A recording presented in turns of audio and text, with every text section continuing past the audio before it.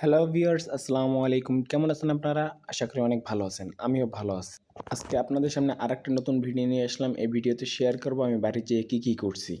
১ম দিন বাড়ি গেছি মামাবাড়ি। মামাবাড়ি যেয়ে খালামণির বিয়ের পরে তারপর ওইখান থেকে পরের দিন সকালবেলা রওনা দিছি বাড়ির উদ্দেশ্যে। ওইখান থেকে আপনারা তো জানেন আমার সার্টিফিকেট উঠানো হয় না অনার্সে ভর্তির জন্য। সেই সার্টিফিকেট উঠাইতে গেছিলাম।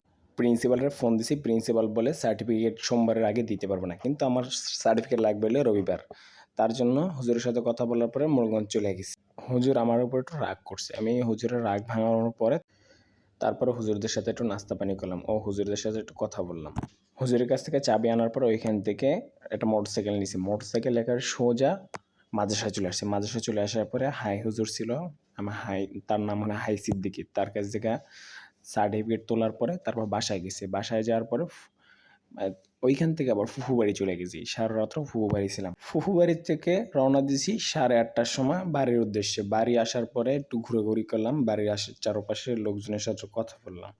কথা বলা শেষ হওয়ার পরে বাড়ি থেকে 10টার সময় রওনা দিলাম ঢাকার উদ্দেশ্যে। প্রথমেই ভাটখালি আসলাম, দবুকাড়ি আসলাম। দবুকাড়ি থেকে শুনি বাস ছেড়ে দিছে। পরের বাস আসলে 2টায়। আমি ওখানে 11টায় পৌঁছাইছি। ওইখান থেকে শুনলাম যে বাস আরেকটা আছে বাগেরহাট। ওইখান থেকে বাগেরহাট গেলাম টিকিট কাটার পরে। ওইখান থেকে বাসে উঠলাম। বাসে ওঠার পরে সোজা চলে আসলাম ঢাকা। ঢাকা আসার পরে দেখি যাত্রাবাড়ি সম্মেলন চলতেছে বিএমপির। ওইখানে একটু ঝামেলা হয়েছে। ঝামেলা মেটার পরে ওইখানে শুনি সবাই ভাড়া চাচ্ছে 300 টাকা বনশ্রী, কিন্তু এখান থেকে ভাড়া হলে 150 টাকা। ওইখান থেকে বাসায় চলে আসলাম। আজকে এই পর্যন্ত। সবাই ভালো থাকবেন। আসসালামু আলাইকুম।